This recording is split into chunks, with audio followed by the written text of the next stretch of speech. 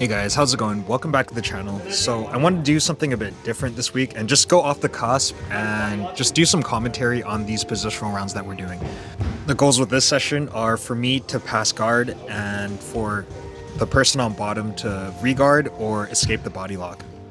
All right, so let's just rewind that and slow it down to see kind of what happened there. And really good part on Kevin for regarding. So right now with my body lock game, I'm really trying to think about shelving the leg, which I end up doing here. And Kevin does a good job of threading the other leg into the butterfly hook. And I immediately see that danger and try to see if I could repommel to the other side. Now, as I go to repommel and shelf the other leg and start working my pass from the other side, Kevin immediately knows that and puts in a butterfly hook. And I think I'm unable to catch him at the right time to be able to shelf it. And then from there, as I make more space, he puts me back into a full guard.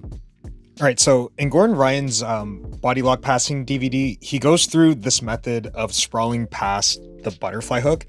And just reviewing his clip on the DVD, I'm noticing that he the sprawl works because actually he takes his time to actually sprawl out and beat that butterfly hook. And then from there, there's options to, again, reshelf and start passing from that side. Or if they keep the butterfly hook sticky, then it's a matter of slowly, again, shimmying your way inside and conceding into a half guard. From here, my biggest mistake was not utilizing the sprawl method. And then on top of that, I think also like not knowing the path of slowly shelving. All right, so from here, I'm going to enlarge the Gordon clip. And so look, so with the sticky butterfly hook in, he's going to slowly sprawl out. And then there's two options, right? So if they keep the butterfly hook, then we could just shelf. But if they don't, then we could just concede it into a half guard. All right, so this is round number 2. And so I'm kind of respecting Kevin's pressure a bit more. And so I'm just pressuring in and just waiting to see if there's any openings and for me to work from there. Again, still working on shelving one side of the legs. I try to go for this Dagestani grip, but end up failing. And I think a mistake I made here was that from there, I messed up my head position on the top. And so my weight is fully forward, which allows him to start pushing in on my face and then go into omoplata. All right, so I think mistake number 1 that I did was not knowing what to do with unlocked hands. And I know there's a lot of sequences there, but I just wasn't too familiar with it at the time. And so with that, it kind of messed up my head position here, which I think allowed Kevin to start pushing me off. And then so once he's able to push me off, that's when he could start working out his flexible hips to go into omoplata. Now, if I remember correctly, I know like pushing off the head is a really important detail, especially in that whole rubber guard omoplata path. Realistically, if I am the person with bad posture, it makes it easier for him to start flipping that leg around and start going in for attacks and transitions from there. All right, so here's a clip from Lachlan Giles' submeta on how to deal with that omoplata. And so what he's doing is he's making sure his head position is okay and that the foot can't go across the head. And then what's interesting about the clip is that he talks about how if they're focused on converting it into omoplata, it's actually, there's an opening for me to potentially step over one of like the knee frames in the body lock and continue with my body lock pass. All right, so I think for here, we started off with a bit of a different hand configuration. And so from here, I'm trying to work the inside elbow shelf. But I think the problem that I'm having here is that I didn't have one of his legs shelved, so he was able to get a butterfly hit in and then start clearing the arm. Again, I'm still trying to fish for that elbow shelf, but it's just not working. I think we end up resetting here because my hands got unlocked. All right, so the concept between using unlocked and locked hands is all dependent on whether you want to have control or speed-based method, I suppose. So if my hands are locked, I would actually need to win like the leg battles as well as like positional battles first, because it's more of a pressure-based game in order for me to slowly pry it out. Now, if I choose to unlock my hands, then I could use it to quickly push the leg with my unlocked hands, but then from there force into half guard or go into different positions. Something else that I really want to work on is also being able to pummel one of my legs on the inside and kind of spay it out into like a splits position. Now, regardless of whether it's locked or unlocked hands, I think this is a very powerful position. And it's also something that Craig Jones talks about in the Power Ride, which is like being able to split and then control your opponents that way.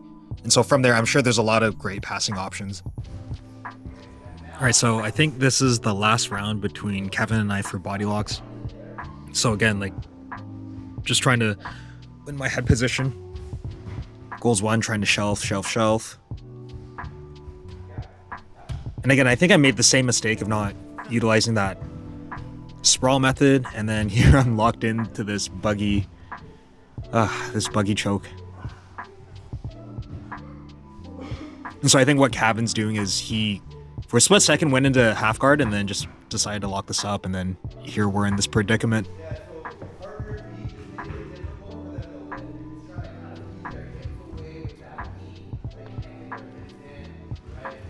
Given the angle here, so I start to go for like this Von Flu, but I don't believe we ended up tapping out each other. We were just here. Man, if I hit this Von Flu, this would have been like the first time I submit Kevin in anything. For me to escape the buggy, I start thinking about this escape that I saw, which is like going into Keisakatami. Now, personally, I wanted Kevin to keep going so that he could start working on the buggy mechanics and also for me to see if I could escape. But I think we just ended up resetting.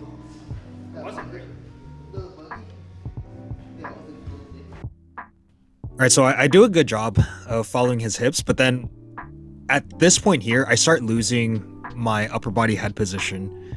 And then from there, he's able to clear it and just go into a buggy.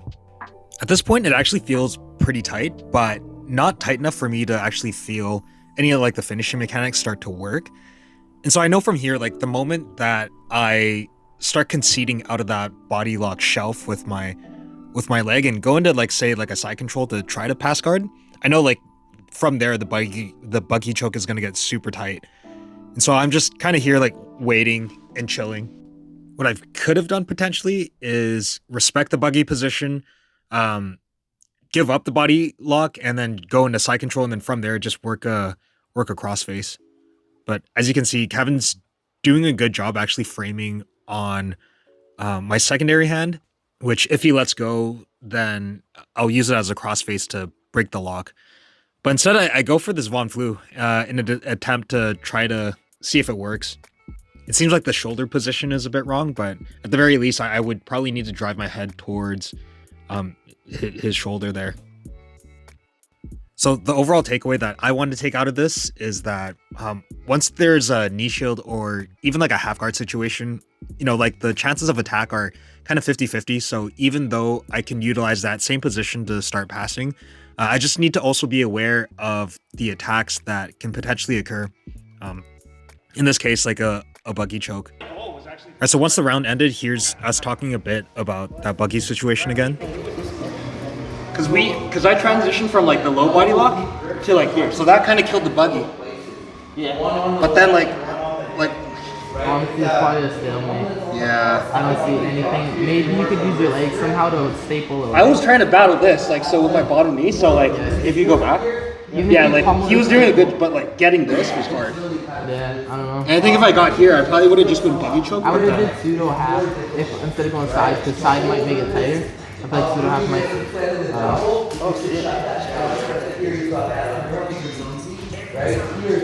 Okay, just guide me through on how to do the pseudo half. So if I don't even know if this is right, but like start passing the side control. Okay. He's trying to keep his knee in, so have your keep your knee in, your right leg on top. And then you staple it that way, or even your foot, from there. Yeah, that would break it. Oh, sure. Alright guys, so that's going to be it for today's video. Please remember to like and subscribe if you've enjoyed content like this. And also let me know if you've enjoyed kind of like this style of commentary on positionals. I'm going to be doing it a bit more, just to get more practice of like me talking on the mic and everything. So thank you guys so much for tuning in. And just remember, if you have time to kill, you have time to drill. Peace.